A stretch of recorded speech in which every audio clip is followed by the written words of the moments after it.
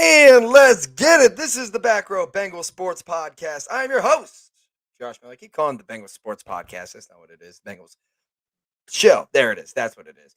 This is all brought to you by fansided.com. Go over there, read my blogs on the stripehype.com site. It's the Bengals side. It's all the same stuff. So just go over to Fansided and you can find all the blogs that you want. Any sports, any topic, anything. Go over there, Fansided. They do great stuff. So this has got to be the most excited I have been ever to do a podcast by myself. And we are doing this off of the heels of probably, I would say, the biggest win of the Bengals season so far. The Bengals win in Denver 15-10. A knockout, drag out, gritty performance by your Cincinnati Bengals. It was not pretty whatsoever. It was not sexy at all. Not sexy at all. But they found a way to get it done. Let's break that down here. So I was a little loud there. I'm hyped. I'm hyped. I mean, I think just we're gonna go through this game, and there were a lot of really not at this point, but frustrating parts of the game that we need to get to as well. But I got to say, just watching the Bengals go out there and win a game like this, like a knockout, drag out game, your offense, nothing's moving. It's cold out. Well, actually, it was 60 at kickoff in Denver in December, which is strange. But that being said, hostile environment. Their defense is playing lights out. It's just you're fighting for every yard, and the Bengals just made more plays down the stretch than the Broncos did. The Broncos relied heavily on their run game, I mean, Teddy Bridgewater going out early in the game, which again, prayers to him. I've been watching him since college when he would play UC and tear us up. So, I hope he's doing okay. I believe the last report I heard, I think it was a concussion. So yeah, I think he'll be okay. And then Drew Lock comes in. Drew Lock was slinging the ball on Denver's touchdown drive. The Broncos looked pretty good, and Drew Lock looked okay. But the Bengals weathered the storm. They figured it out. The defense only let up a field goal and a touchdown for an entire game. That's going to get it done in the NFL. And the Bengals offense, while it looked frustrating, looked like they couldn't get movement, couldn't do much of anything. We're driving and then stalling. They still found a way to score a touchdown. When after Denver scored the go-ahead touchdown, you're thinking, "Oh no, this is not looking good." But the Bengals, this team is so resilient, and this team can be down late in games, and they can still just be like, "All right, we got to go score." That's what Joe Burrow said in his post-game press conference. Is that just like when Denver scored, they kind of looked at each other, was like, "All right, yeah, now we got to go score. We're gonna go take care of business." That's such a difference of mentality and mindset that we are used to in Cincinnati and with the Bengals specifically. And I think obviously now, like, you're seeing the culture of like we're never out of a game. We're never going to be out of a game. We're always going to get it back to the end, and that's exactly what happened. Tyler Boyd, while he's kind of disappeared, not disappeared, but he has been effective as he probably is used to, towards this part of the season. He's usually, the number one, number two guy. Now, obviously, with Jamar Chase, T. Higgins, Tyler Boyd, Tyler's probably around the three spot, depending on CJ Uzama's usage in the game. But when his number's called, he gets it done. We went back to him over and over again on third down, and then obviously the long touchdown pass from Joey B to Tyler Boyd that won us the game. When his number is called, he shows up. Let's go back. I want to go back to the sequence of the game. This is what decided the game, and we're gonna go all into it. This is why I'm so excited about this game. Let's go back to the end of the half. The Broncos clearly look like they don't know what they want to do. They don't know if they want to attack it and go for the end zone, go for a field goal, run it out. No one really knows what they want to do. So eventually they do get into field goal range relatively. McManus misses. What do we all think? Take a knee, go into halftime. That's it. Bada bing, bada boom. No, no, that's not what this team does anymore.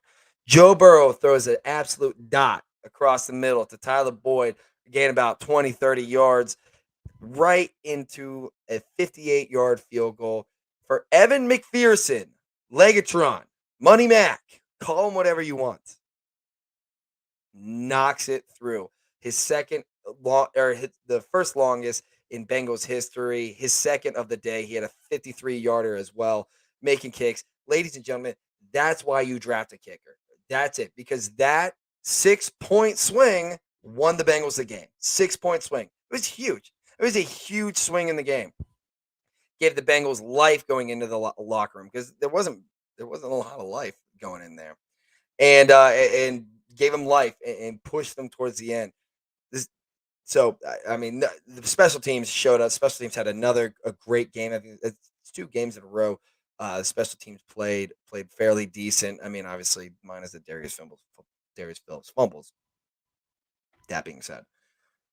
So let's go to this defensive side of the ball. A linebacking room that is absolutely riddled with injuries. And Joe Bacci went down again. He's got a torn ACL. He's going to be out for the year. That's another blow to the Bengals. But their ability to step up and Louis Anarumo's ability to readjust to injuries is something that is like really like wow. Like one injury doesn't kill this entire defense. Like we still can stop them. DJ Reader, BJ Hill, Josh Dupo, all the tackles had themselves an impeccable game. The Broncos, I believe they racked up 130 rush yards, but the longest rushing play was I believe 14 yards. That's pretty good. And then also on top of that, you hold them to a touchdown and a field goal, and that's it. That is pretty damn impressive. And then obviously you go to the game-winning play that Khalid Kareem created, which is incredible. He goes in. That, by the way, yeah, that is the. I mean, like that's about how I thought that play was going to go. Rips it out of Drew Lock's hands, which again I think they gave him an interception. I want to say, but I don't know. Runs it all the way down, fumbles it. Thank God they called him down. I thought he was down too, but and that's something that I want to address is Khalid Kareem making that play because not only was it huge for the game, it's huge for the entire Bengals organization to be able to have. I mean, Khalid Kareem, I believe he was our second to last draft pick um, from that 2019 where Joey B was drafted, that draft class. He was the second, and, he doesn't really, you wouldn't think he'd be making plays. 2 years later, he's making plays. Big time plays, game winning plays. And that's something that the Bengals organization and Duke Tobin should really be taking pride in themselves of getting something like that right. They got Khalid Kareem right because for a long time, like we've had first round draft picks just be terrible.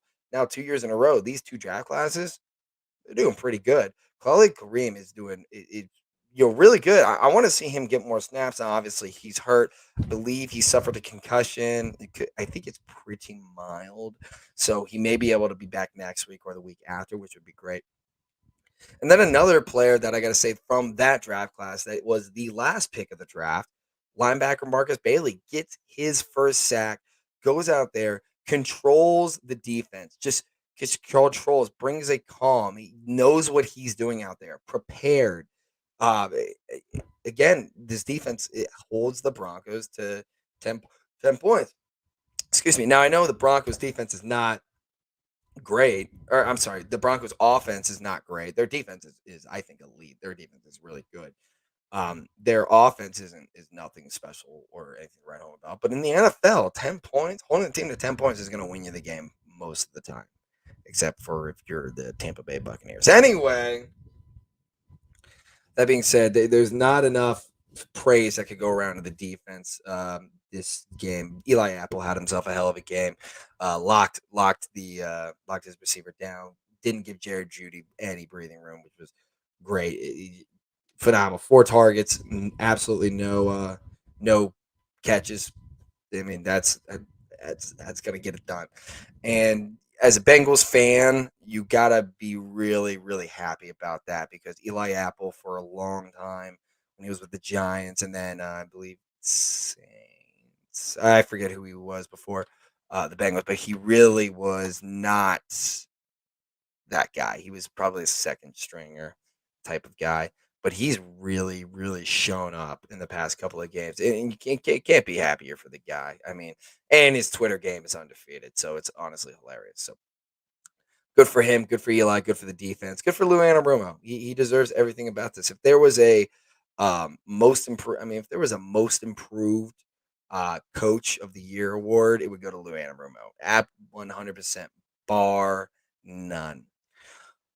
One more player I want to talk about that really shined in this game that I really had a huge question mark on when he came into the Bengals organization up until this year, and this year he has played on his head, absolutely phenomenal, bought in, and that's Jermaine Pratt. Jermaine Pratt, 15 tackles, controlling the defense again at the linebacking position, coming in and while our linebacking room is very sparse right now, and we're kind of feeling the effects of not going for Zach Cunningham earlier and letting him get away. But that being said, excuse me.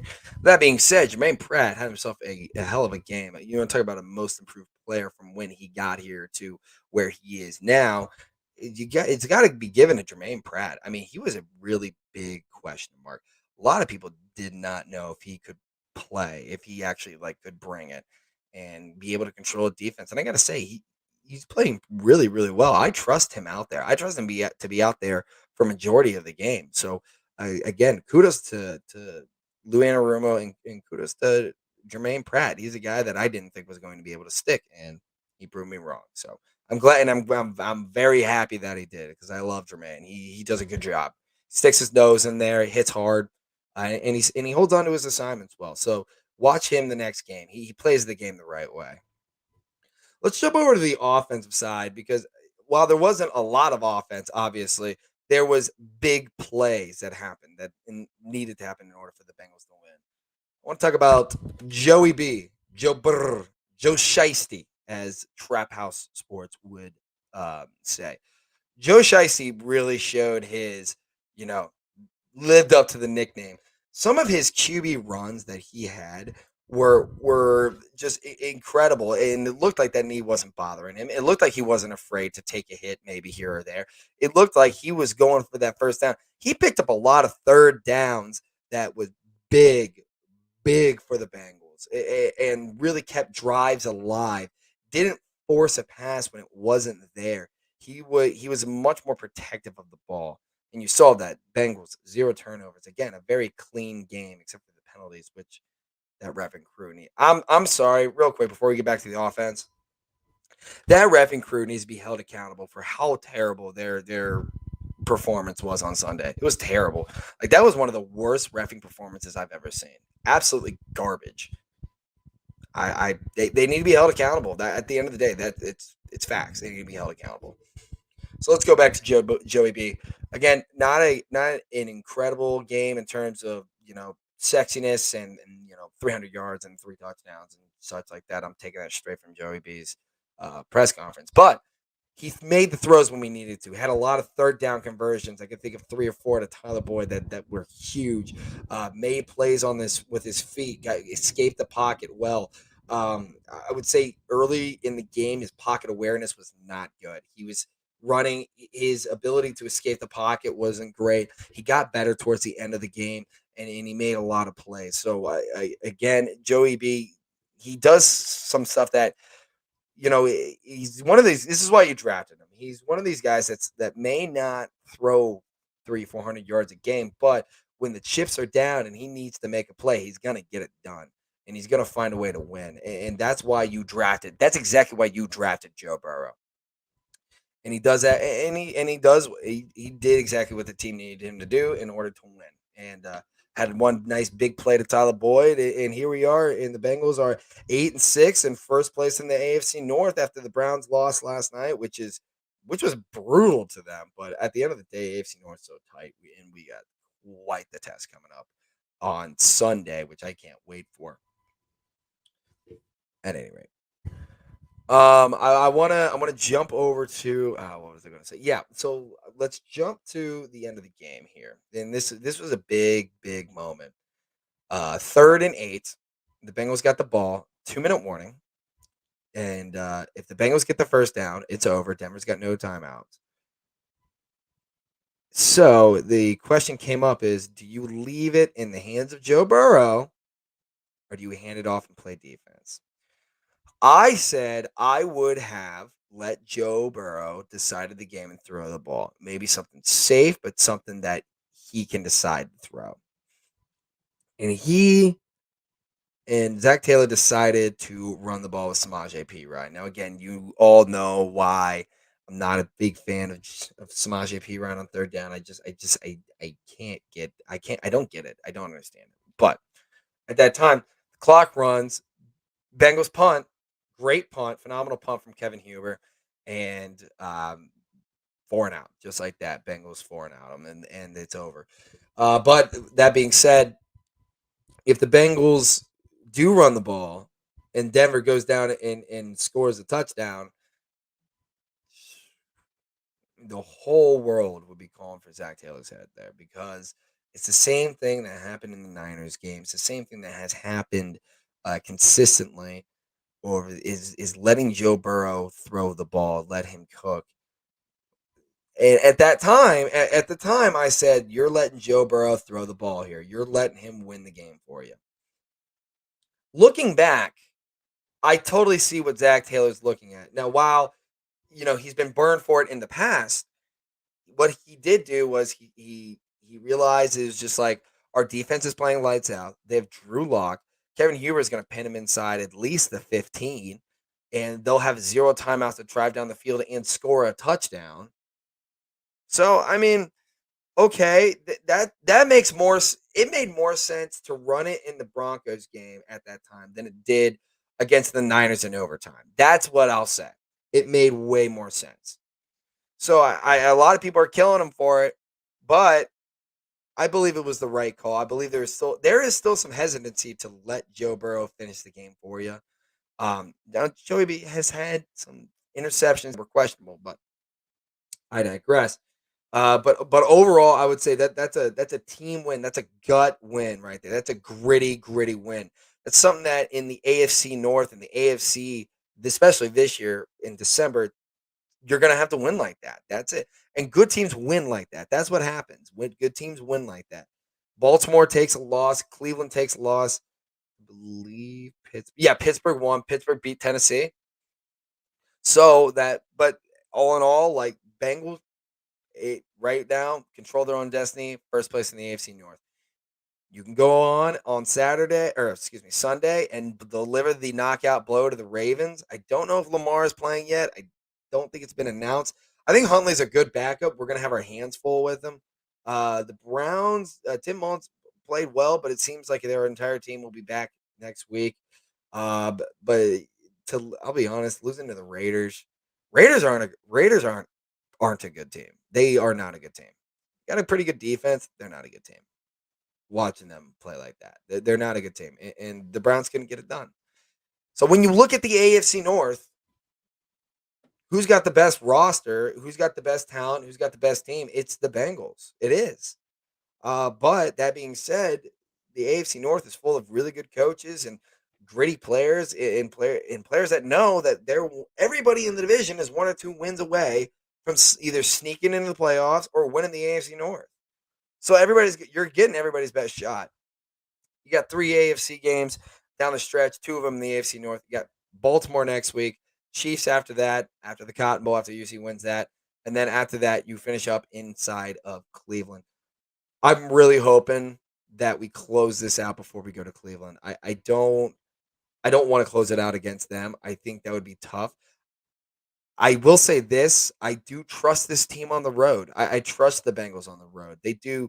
I mean, they're 5-2 on the road. They're really good on the road. So even if we have to go on the road, like let's say we get the wild card spot, we got to go on the road first round of the playoffs. I'm really not that scared or worried about that.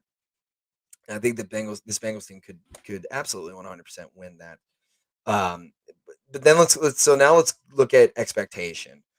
Um, I mean, again, at the beginning of the year, 10-7 was my pick. 10-7 to make the playoffs. A lot of people were saying that this team will get 6-7 wins. But some of them said 2-4, 2 to 4 wins. Yeah, so proved a lot of them wrong. But I gotta say, if this Bengals team picks up steam and they make the necessary adjustments, This team could very realistically go 3-0. They're better than Baltimore, I think personally. I think they can catch the Chiefs off guard and win at home. You never know. You're at home.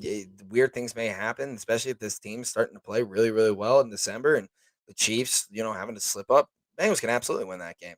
And then they're a better team than Cleveland. That at the bottom line. That's it. They're a better team than Cleveland. You stop Nick Chubb, you stop the entire offense, especially if Baker's shoulder is absolutely torn out of his socket.